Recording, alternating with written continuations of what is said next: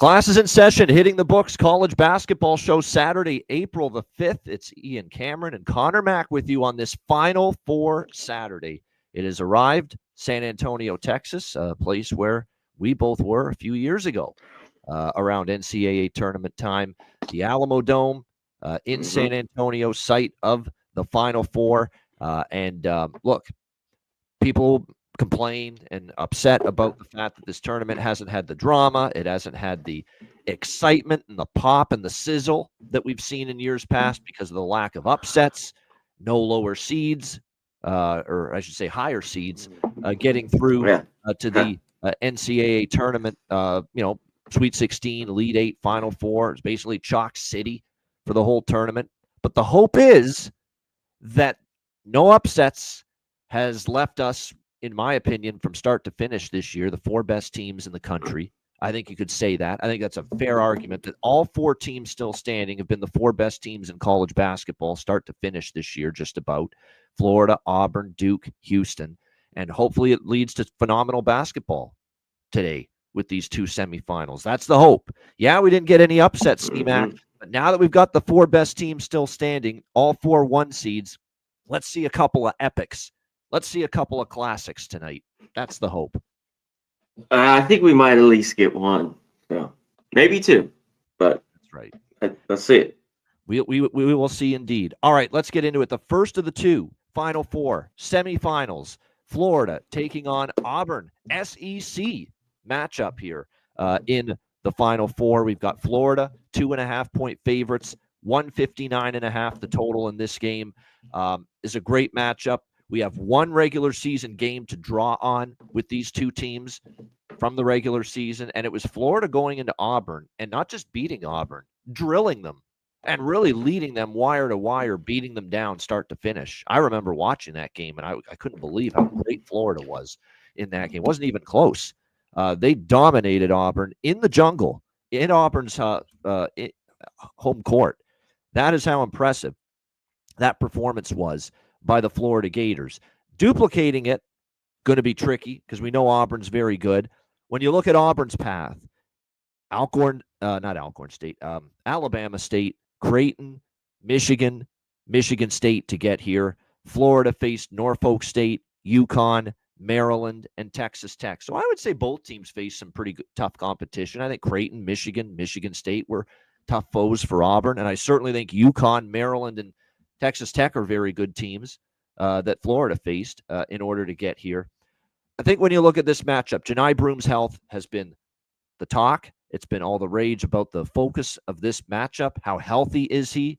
He's been battling injuries all year, in my opinion. It's just that I think the injury he sustained last weekend against Michigan State probably exacerbated the situation, made it worse. So, yeah, he's been playing through pain all year, but the pain is probably worse now after that injury against Michigan State. He's going to play. They're going to, shoot him up with some stuff, and I'm sure he'll be out there. He's a tough son of a gun.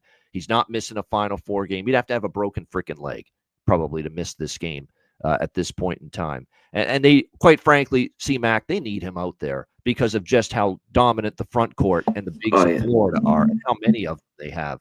So they need even a less than 100% Johni Broome. They need him out there. I think what for sure I looked at this game was not only the concern about how healthy he is against a great Florida front court.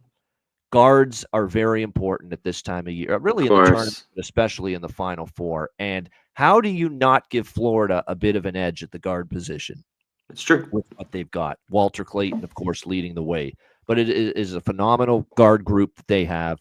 And that's not a disrespect to Bruce Pearl's guards. They're solid. They're capable, and they're going to have a very good game here when you look at this matchup. They're going to need, Denver Jones. They're going to need Kelly, Pettiford. They're going to need Baker Mazzara. These guys are all going to have big-time games collectively because on paper, to me, I like the Florida guards led by Walter Clayton a little bit more. And I think that could be the difference here in this game, along with the fact Johni's a little less than 100%. And I keep waiting for Florida to have a great game. They really have not had one, and they still won. They played UConn without their A game and beat them. They played Maryland they didn't really get going until the second half. They turned the ball over a ton in the first half, which was their problem against Maryland. And then when they flipped the switch against Maryland, they took over and they won that game by double digits. I don't think they played that great against Texas Tech. And in fact, you could argue they stole it because Texas Tech was really playing well. And then all of a sudden, look, a couple of missed front ends of 1-and-1s at the free throw line for Texas Tech opened the door. That was one of the best moves of fouling. I mean, 'cause at that point, like, go for the miss. You know what I mean? I thought it was great because then, of course, you got the misses. Yeah, and then bang, they finally hit threes, which was huge. No doubt. And then here we go again with the Walter Clayton show again with a couple of unbelievable step back threes. And then the game totally swung to Florida, and you could tell Texas Tech was on the ropes. And again, not their best game. Again, Florida didn't play their best game. What if Florida plays their best game finally here in the Final Four? To me, they are still, in my opinion, maybe the team. Like, you could say that about all four teams, really. There's a team to beat, but I see a Florida team that hasn't even played great for 40 minutes in so many games, still finding ways to win, that I'm concerned today is the day they do put it all together for 40 minutes. And if they do, I think they're advancing, and I think they're going to the national championship game, especially because I think they have the edge at the guard position, and especially because I'm concerned about how healthy Janai Broome is against a very, they got Condon, and they've got all kinds of size down there and in that paint area. It concerns me if Broome's compromised a little bit. So, as you can tell, I like Florida. I just took the money line here. It's around -140, the current price right now. I took that instead of laying the points. Totals, I'm not doing much of anything with these totals because, it is going to be a big venue, big stadium, Alamo Dome, the elevated court, the unique backdrop. Sometimes that's not conducive to a lot of scoring in some of these games. So totals, I didn't do much with either of these games. At this number, I think, matchup wise, believe it or not, this could stay under. Florida, it's hard because Florida's been going over these last few games in this tournament, but Auburn's actually looked to slow things down a little bit if you actually watch the way they've played, and they've kind of been trending under lately. So I think it's a very tough total to crack, and I decided why bother. C-Mac, what do you think? Florida, Auburn. Yeah, let's hit the total since you were talking about it right here at the end. I think it's, too many now here at 160, just basically. I think this game could get there, but just how big this is. Auburn, like I talked about, still top 40 defense basically all year, and most of the beginning of the year they're in the top 20. And Florida has been right there in the top 10 all year. So there could be red hot shooting and fouls and this gets over, but I think this was more like 156. So I'm leaning to this under here at this number, but I haven't bet it. I'm just throwing it out there. Well, I like Florida. I like the other side here. I'm taking Auburn. Auburn, all right. Game. Hey, revenge. They got drilled at home, and I'm sure they got drilled. I think we're going to find out something about Bruce Pearl because Bruce Pearl's not always thought of as this great X's and O's guy. Well, there we go. This is big. I don't know if it's. He's done well, and of course, maybe he gets back here. But this team's old. This team's fucking like 20. Everyone on this team is like 23 years old. Like, this is it. And they kind of were playing bad down the stretch. I thought both these teams haven't played great in this tournament. Like, they played good enough, better second halves. And I think maybe that comes down to it. The one thing that only in my bet that I like Auburn here in the points is you hit it is I have to say, I think Florida does have the better guard play here, and can you hold Clayton down in that first matchup though? Florida, 11-point dogs. I know they were on the road, huge win. They were red hot. They were hitting threes. I remember that game everywhere. If they do that again, they make 13, 14 threes. They probably do win. But I think Auburn, this team's got some grit. I think Broome's fine. I know he's banged up. But the supporting cast is really the big. You hit all those guys, because that's what I brought up. They have to be a lot better. I think this is a great game. I just rather have this 2.5 with Auburn in this game. I think it's going to be really, really good. Like the glass will be good. They're both have size, solid defense, good offense. Man, this is what you want to be watching here. Yeah, and this game's the perfect game live. Yeah, for either side. Like I know I like Auburn pre we're doing the show. But it's like I agree.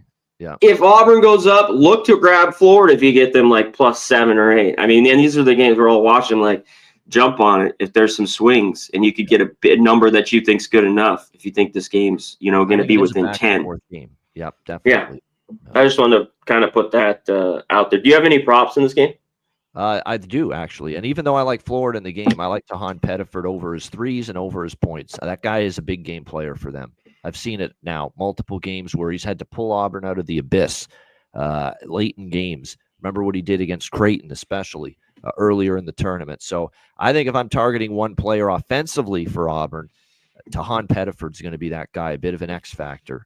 Great shot maker as well, as we know, and we've seen it throughout this tournament, no question. For Florida, when you look at them, I think it could be a game where, again, their front court, I like it. Now, obviously, we know who had the phenomenal game. We know Clayton made the big shots down the stretch, but lost in the mix is the great game, and how Thomas Huff, how he's this guy, he's just come on like crazy here.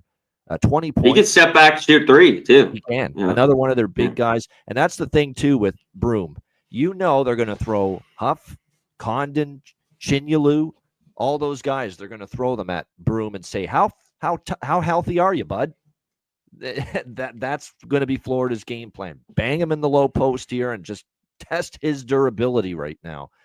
He's a tough son of a gun, though, Broome. I know that for a fact. And he has gutted it out already through this tournament. But like I said, Condon, Tough, Chinyelu, all those bigs for Florida, are going to really try to really test how physically well, I guess you could say, Johni Broome is in this tournament. So going to be interesting to see.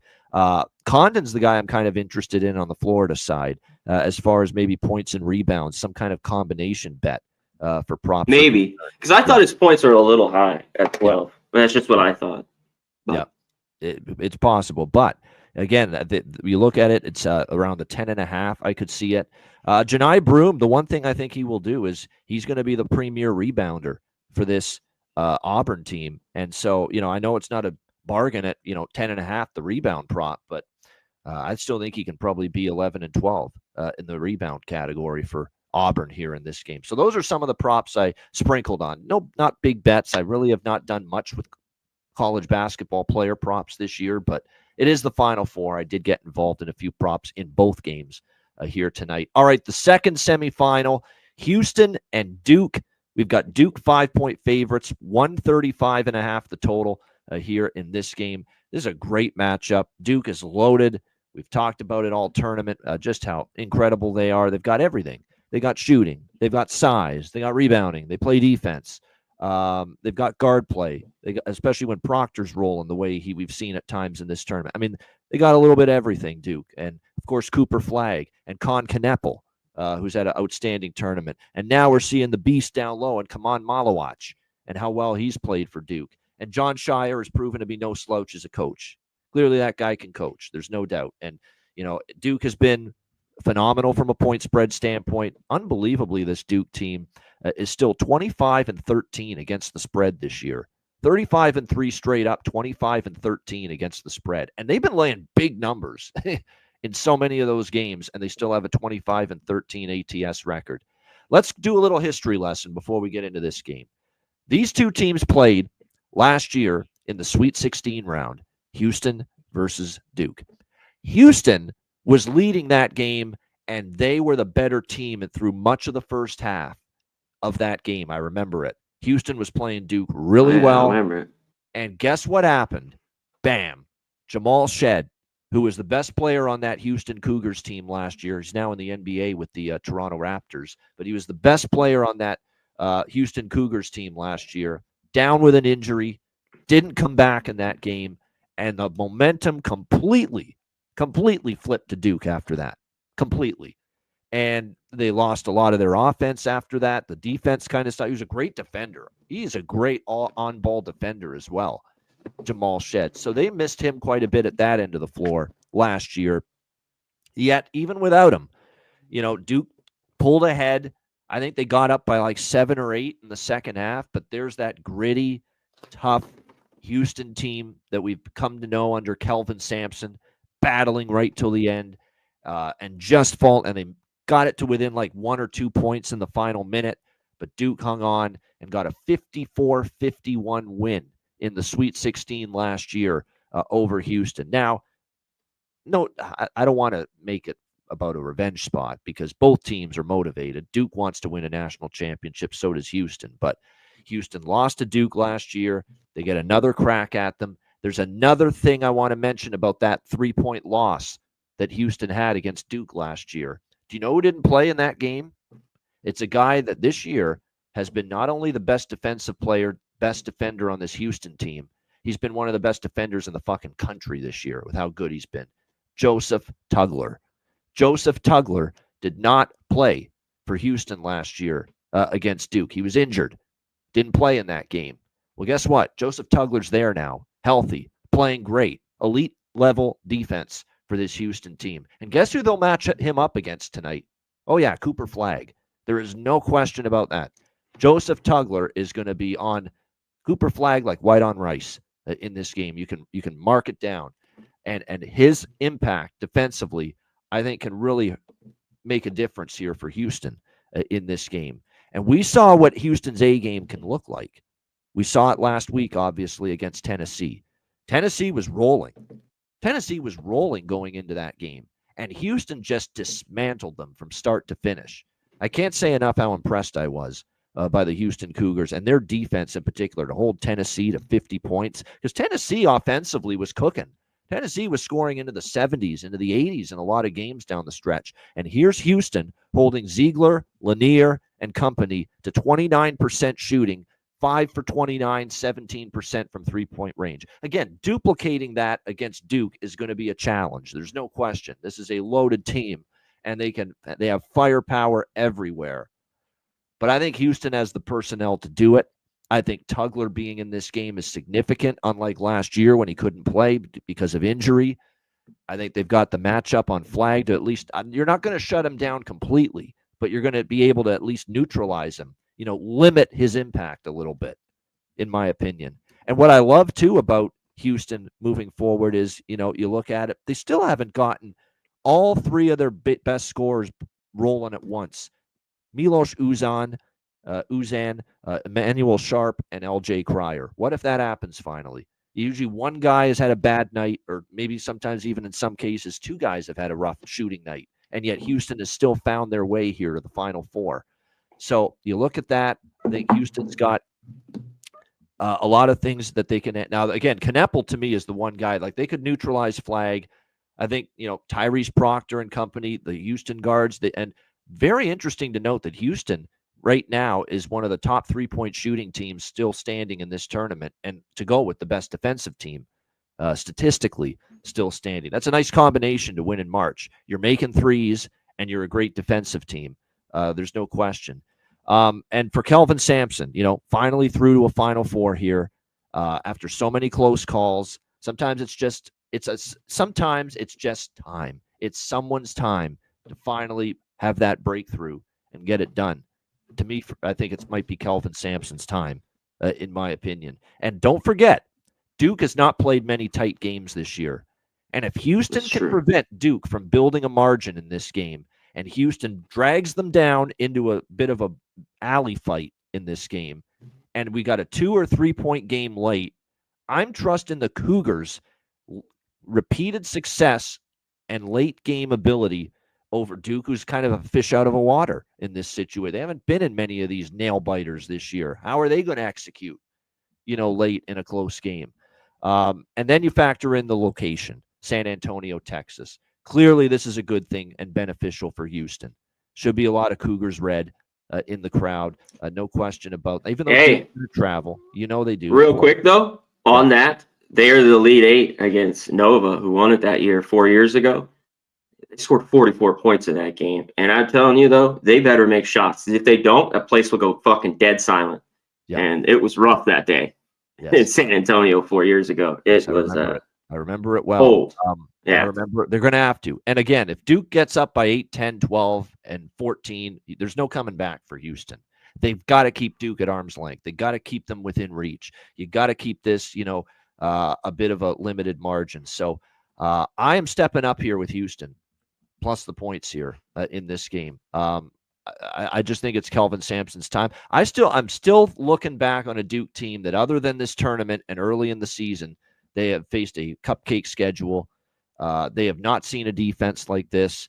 And like I said, you get this game close. And remember, a 3-point game last year, Houston Duke, and they lost their best player to injury in that game. Now, this is a better Duke team. There's no doubt. You can't compare last year's Duke to this year's Duke. This is definitely a much better Duke team. So I get that. But Houston showed they could hang with Duke last year. And this is every bit as good a Houston team this year, in my opinion, as it was last year. I like that it's in Texas. That's good for Houston. I think they've got, at the very least, the ability to make this a very close 1-2 possession type game late down the stretch. So I'm taking Houston. I'm sprinkling on the money line as well. If it was a 3-point game last year, I think they have a legit shot to win this game outright, Houston. And if Duke wins, I expect it to be a battle, and I'm not trusting them to win by any sort of margin here in this one. C-Mac, what do you think here, Houston, Duke? You know what I like is the total here, the under in this game, and that's leans to Houston. I have it, you know what I mean? Because they have to. I don't think they want to get up and down with Duke at all. They're gonna kind of have to use their defense. That's one thing that you hit on that I think is pretty big. Is this will be the best defense I think Duke has faced. But I think this is here. Why I think Duke wins is, I mean, all year long, schedule or not, I think especially the last 3 months since January, this is the best team in basketball. This is the best Duke team I've seen in a long time. Oh, no I'm a Duke hater. Usually, I like nothing I like about Duke. I always think they're laying too big a number. You know, they're like the Yankees or fucking Notre Dame. You know, and it's just kind of been like that. But this is the best Duke team I've seen in a very, very long time. They haven't lost a game by more than 5 points either this year, Houston. All of their losses, and they haven't had many. By the way, so the 2 SEC losses, too, were they lost to Auburn by 5 and Bama by 5 in OT, I believe? Yes. So there you go as well. So they have to, it's like they can't go fucking cold. And I just didn't like this matchup. I thought the matchup was really good with Tennessee. You know, I just think Duke wins this game, but I think Houston could definitely be in this. And I think their defense, their rebounding, both these teams are excellent. Both these teams are slow. Houston's really slow, 358. Duke's 279. I mean, they don't go up and down fast. Top defenses here, top 10 efficiency. So I like the under. First half, 64 under, and I even like the full game under here. This game should be tight. Battle. I got to adjust the total. 136 is the prevailing number right now, not 135.5. So actually, believe it or not, it's gone up slightly because it was. Yeah, there's a couple 137s. Yeah, I know. So it's because of Duke and all the scoring that they've had in this tournament. I think that's why. But you're right, Houston. Yeah. I think Houston's going to want to drag this down into a street fight, low possession game. Half court offense. Half court, Duke, and that's the one thing too. Can Duke consistently execute in the half court against one of the best half court defenses in all of the country? Houston want to make them do that. Transition does a lot of their damage in transition. Houston limits that as good as anybody. Yeah. Yes, make them play in the half court because that's where you're at set. Don't let them get up and down for sure. No doubt. Look, both games are on paper. They're the potential to be tremendous games. There's no question. And we'll see. This game, I just look out for taking over props. I mean, the game could have more points, but I would look more under on some of these points in this game. Yes. Some of these guys. I think there's definitely some truth to that. Jim Nantz will probably be in the house. Even though he's not calling the games anymore for CBS and Turner, Jim Nantz is a Houston Cougars alum. I know he was there when they played against Tennessee last weekend. Got to let you know. Yeah. Hello, Fred friend. Couples, roommate. Hello, friend. There you go. Exactly. No doubt. And then we're heading to Augusta later this week to call the Masters for the 40th year in a row. Jim Nantz at the Masters. What did he say, too? He's retiring in like 20 years or 11 years. Thanks for the early warning. Yeah. 11 years. 11-year countdown. Actually very young because he got into it in the 80s and he was like in his late 20s. He was young. I mean, what is he, like 63? Yeah. 64 maybe? Yeah. He's in his 60s, So that's why he can still go for 10 years. Hell, Vern Lundquist went to almost 90 at the 16th hole. Oh, Vern. Yes. This will be the first year without him in the 16th green, calling the 16th hole at Augusta National. So big shoes to fill for. I think they got Frank Nobilo to be the new guy on the 16th hole. The New Zealander. I think he's New Zealand or South African. I think Frank Nobilo. But yeah, he's going to be the new man at the microphone at hole 16 there at the yeah, he's New Zealand. Frank Nobilo. So there you go. There we go. Just a little golf for you. We do everything here on the Hitting the Books show. Good stuff. Yeah, for sure. All right, before we wrap up all day. And get to, you know what? Props. My bad. Cooper Flag under. Every fucking Tom, Dick, and Harry today at every sports book in Vegas and offshore and public bettor is going to want to bet Cooper Flag over points. I think so too. They're going to negate him. Tugler is going to be on him all game. One of the elite defenders in the country. If Duke wins, it's not going to be because Cooper Flag dominates. Someone else is going to. By the way, Proctor. Yeah, this tournament, he hasn't scored. He had that 30-point game. The rest has been like 17, 15. Maybe he hasn't needed it. Some of those games were blowouts. But I think it's more this like a 17-point game. Like, I think 20 is just too fucking high. Under points. Or is that 19 and Cooper Flag, yes. I agree. And I think he's got a tough matchup there against the healthy Joseph Tugler for the Houston Cougars in this game. There's no question. So that's one I like. I'm waiting for that LJ Cryer game. I'm kind of thinking maybe it's today. Again, not easy, obviously, against Duke. But it would probably be a points or assists because, look, LJ is a good disher of the basketball, too. And I think he's had like 3 or 4 assists in almost every tournament game so far. So if I do bet LJ Cryer props for Houston, I'm probably going to go points and assists, not just points, because he's a good facilitator, too. And he knows, too, if my shot's not falling, I got to get the basketball in the hands of someone that will make those shots. So I'm interested there as far as Cooper Flag with the points and the assists over as well. So those are some of the props I like in that game as well, Houston and Duke. Before we get to best bets and wrap up the show, quick thoughts on the Crown tournament and then just a couple maybe MLB games that you like here on this Saturday, C-Mac. The Crown, I got Boise to win the tournament. I bet Boise, I think it was plus 450, plus 500 before the tournament as a future. Yeah, good. Take them. That's the bet today. It's like get under 3 if you can still. Nebraska, of course, has William Gary. But I think Boise's on a mission here to win this thing. And the other game I didn't have a much here, Central Florida, Nova. That might stay under, but I don't really go. We've started to see some unders.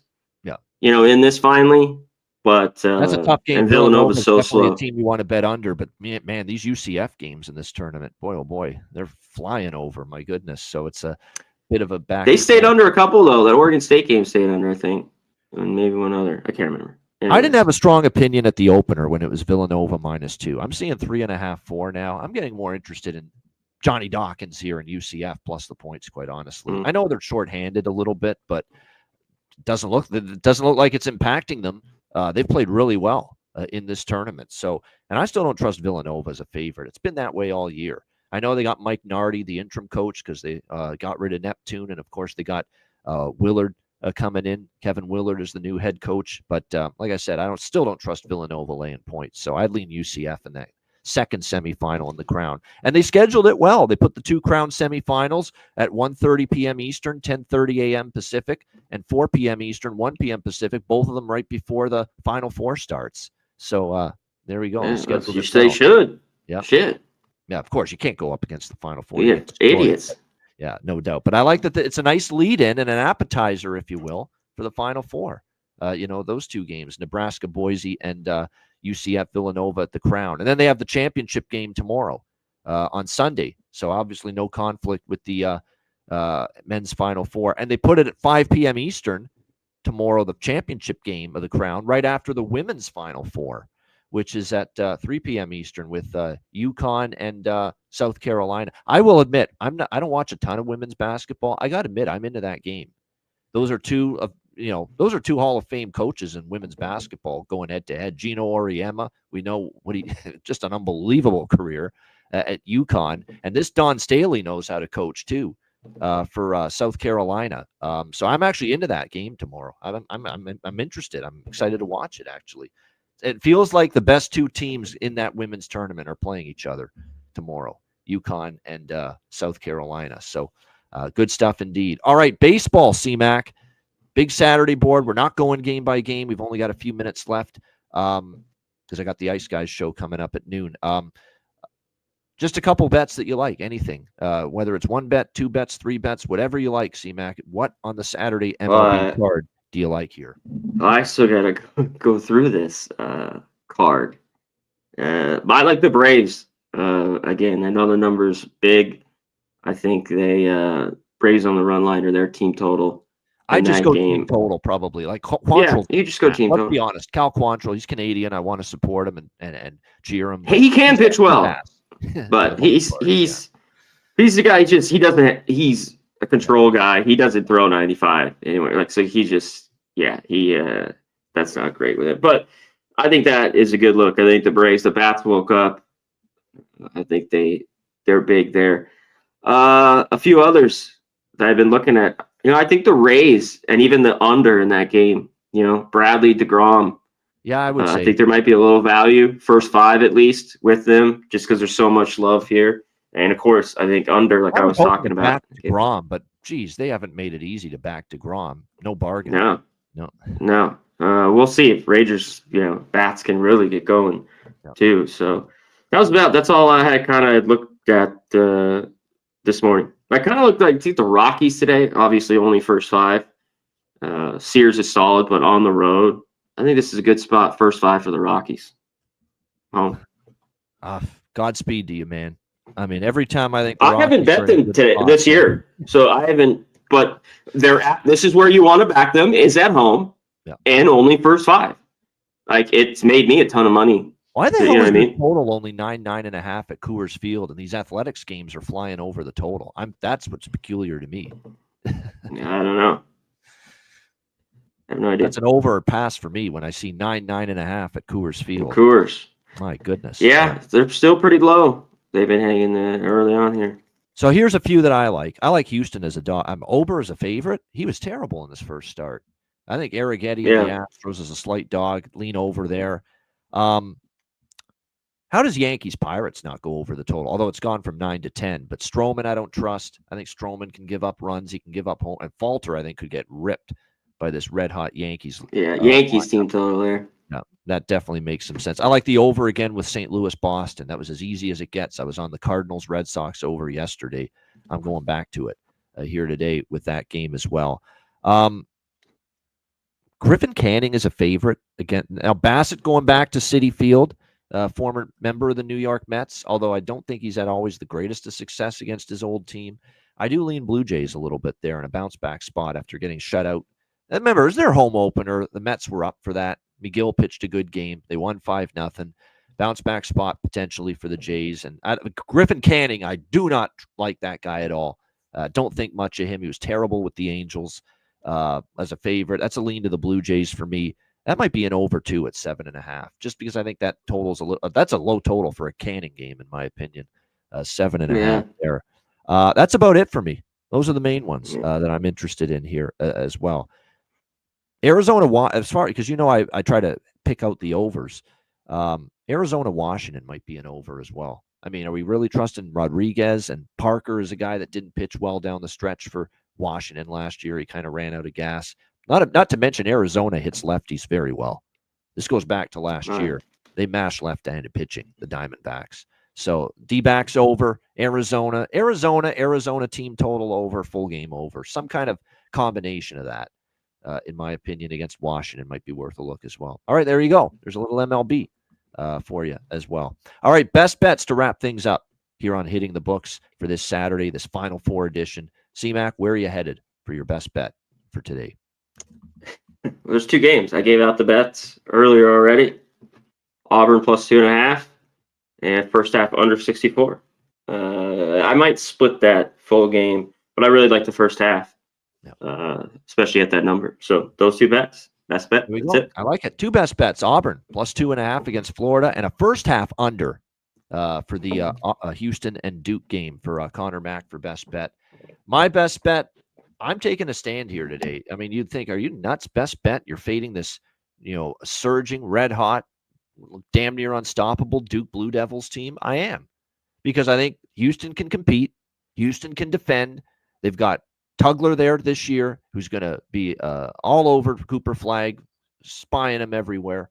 I think Houston's got the coaching, the guts, the toughness, the physicality to give Duke one hell of a game. And I wouldn't be shocked if they even win this outright. But give me the generous 5.5 points. It was a 3-point game between them last year in the tournament. I think it's another 2 or 3 4-point game this year. Houston Cougars plus 5.5 against Duke for my best bet. Shout out to everyone in the chat. Hit the like button. We appreciate it very much. We're going to be back on Monday for the National Championship preview edition, and we'll sprinkle in baseball like today's show. We won't go every game through baseball on Monday, but we'll give you a little baseball. Plus, of course, we'll get you ready for the national championship game on Monday night. So we'll be back. National title. Exactly. Monday night. We'll be on 4 days this week: Monday, Tuesday, Wednesday, Friday. The only day we won't be is Thursday because there's barely any night games on Thursday in MLB this week. But we'll be with you Monday, Tuesday, Wednesday, Friday with MLB hitting the books this week. Shout out to the chat: Nick Alvento, Timothy Haight, Gold Jew, Ryan C., Mike Doyle, Stimmy OG, Gerald Jones. We appreciate all you guys. Hit the like button. Gerald Jones. Yeah, always one of our favorites. Exactly. Good to see you guys in the chat. Good luck with all of your bets today as well. For Connor Mack, I'm Ian Cameron. Have a great Saturday and a great weekend. Enjoy the games and good luck. And we'll be back on Monday, 5 p.m. Eastern, 2 p.m. Pacific, with another edition of the Hitting the Books show. Until then, class dismissed. Peace.